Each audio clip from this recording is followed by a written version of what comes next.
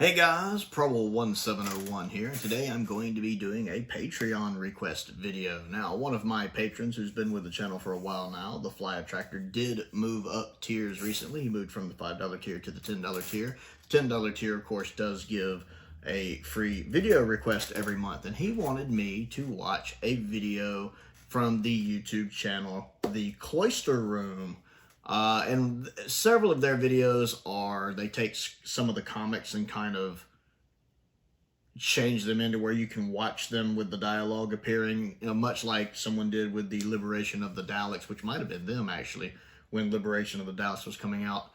And I thought that was a neat idea, and the story he picked was Doctor Who, The Mark of the Mandragora, which is a sequel to Mask of the Mandragora. Which I like Mask of the Mandragora. I think it's a very underrated story. He gives us that wonderful line, "You can't count," and I love that. Very underrated story, even if it has a bit of a Deus Machina ending. So I was intrigued to check out a sequel to it, The Mark of Mandragora. And I liked it. It was a nice little comic strip. I enjoyed the incidental music that was playing over it, the little flashing lights it used for the dancing hall.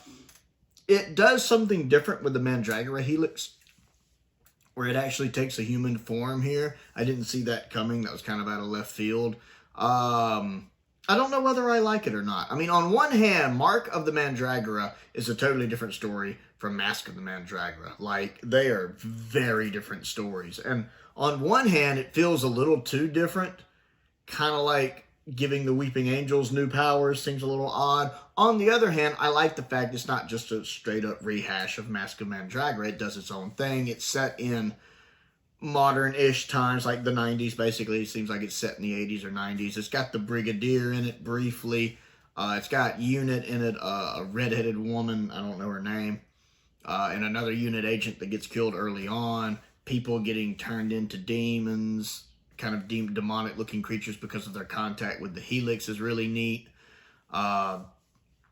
The Seventh Doctor, for the most part, feels like the Seventh Doctor, except for at the end, he kind of gives up a little at the end, which is very, very out of character, where he kind of feels the situation is hopeless, and that feels very out of character for the Seventh Doctor. There's a lot of things leading up to that where he feels right, but that was a little disappointing to see him kind of, there's nothing I can do, and just being kind of resigned to it. That doesn't feel like the Seventh Doctor at all. Ace feels very much like Ace. She keeps trying to push on. We got to do something. We can do something. We can make this work. We got to have, I don't want to say faith, but we can do it. Ace very much feels like Ace. Again, I liked the redhead female unit officer. I mean, she's just kind of there, to be honest, but I liked her. It's not long. The video is only like 22 minutes, so it's not overly long. It did a good job of telling a cohesive, coherent story in a 22-minute time period. I enjoyed the animation that was used in the comic. It's pretty neat little animation. Again, I like the incidental music. It does some neat things with the TARDIS and how it ties in with Mask of Mandragora and how the Mandragora survived.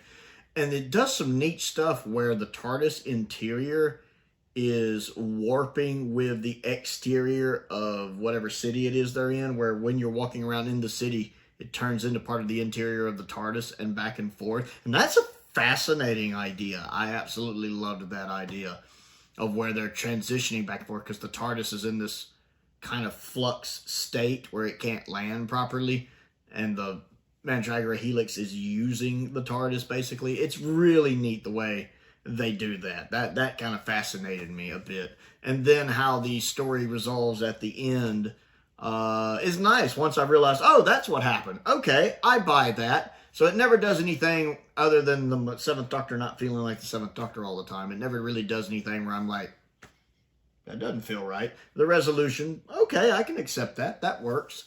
And then the last shot of the Brigadier who finally makes it, just to find out the Doctor's left when nobody's looking.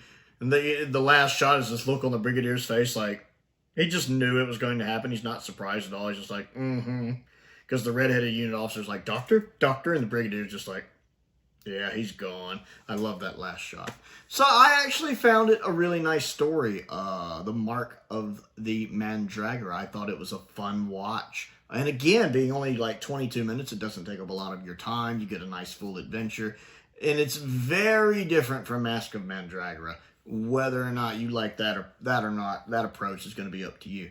I will leave a link to this story on the Cloister Rooms YouTube page down in the description as well.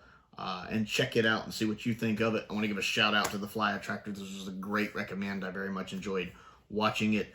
If you would like to join my Patreon, several different tiers there. The $10 tier and up does get video requests they get to make.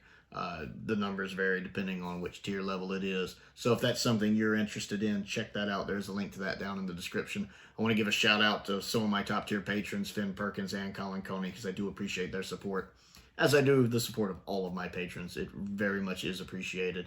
I also have a P.O. box down there if there's anything you'd like to send me to look at and review. A link to my Amazon wish list is down there. A link to my Amazon UK wish list is down there as well. I did update that recently with some of the standard edition collection sets, because another one of my patrons, Simon, did send me the season 18 one, and I have fallen in love with the standard edition sets. Still going to be getting my limited editions, but I really want the standard editions now too.